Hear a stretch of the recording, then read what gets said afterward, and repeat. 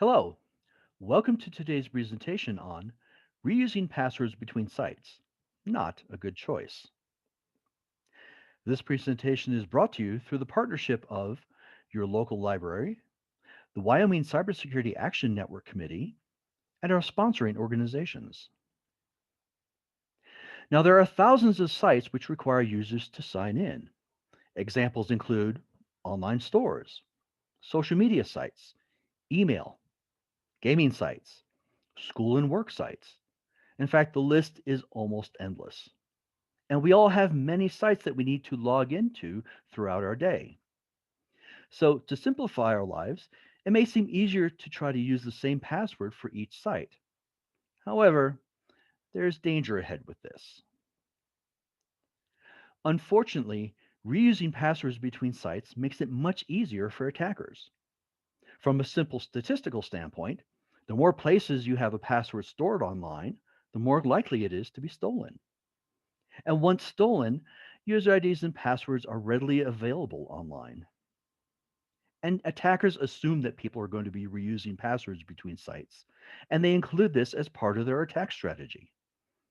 So if you make it easier for them, it's more likely that it's going to happen. So let's take a look at a potential exploit. Let's say that you have accounts on three sites. One is a banking site, which has really good security. One is a social media site, which has an acceptable set of security controls. But one of them is a gaming site. And let's say that that site doesn't really have such good security controls. Now, on each of these sites, you've decided to use the exact same user ID and password. In this example, it's your email address and the password of pass01. This is a bad idea. But how could this be exploited? Well, step one, your user ID and password are stolen as part of an attack on a relatively weak system. Now, during an attack, the bank and the social media sites may be able to resist the attack. However, the weaker security controls on the gaming site could allow your user ID and password to be stolen. Step two, your ID and password are stored with other stolen credentials and they're offered for sale online. As we mentioned previously, these are readily available. And researchers have revealed that there are over 15 billion sets of stolen credentials for sale online. And these are not really that expensive. Other research has indicated that you can buy stolen email account passwords for as little as 75 cents a piece.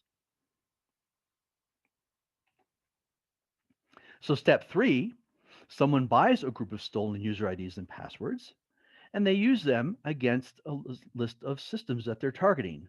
For example, let's say banks. So, the attacker takes their list of stolen user IDs and passwords and tries them against all the banks that they're targeting. And guess what? They find a match. They find out that at your bank, they can use your stolen user ID and password to log into your account. So profit for the attacker, maybe not so much for you. And we have to remember that in this scenario, the bank was not hacked. There was no attack against the bank's security controls. The attacker simply took a list of stolen IDs and passwords and kept trying them until they found a match.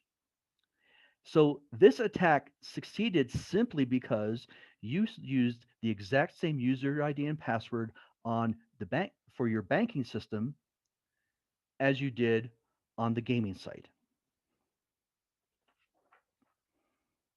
Now there's another aspect of this risk that we really should discuss, and that's the risk of logging in via another site. Now some sites allow you to sign in using your Facebook, your Google, or whatever account. Now, in addition to the risks we previously discussed, this also presents a potential privacy concern. Now, linking these sites by using one site to log into another makes it much easier to do data collection and data correlation, which is sometimes known as data mining. Now, the data that results from this is highly valued by advertisers, and marketers. This is something we may only be aware of and something we should avoid. So, how can we avoid the risks of password reuse? Well, first and foremost, don't reuse passwords between sites. Create a new individual password for each site and each application. Ideally, you would also create a new unique user ID for each site. However, not every site supports this. As we just discussed, you want to avoid logging into one site by way of another site. And finally, if the site offers the use of two factor authentication, we encourage you to use that because two factor authentication can provide an additional level of protection in the event that someone is trying to log into your account using a stolen user ID or password. So, we reviewed some of the risks of reusing passwords between sites, and we've looked at some ways to avoid those risks. Here's three articles that provide additional information about the problems with using passwords on multiple sites, some of the risks involved, and why this is a bad idea.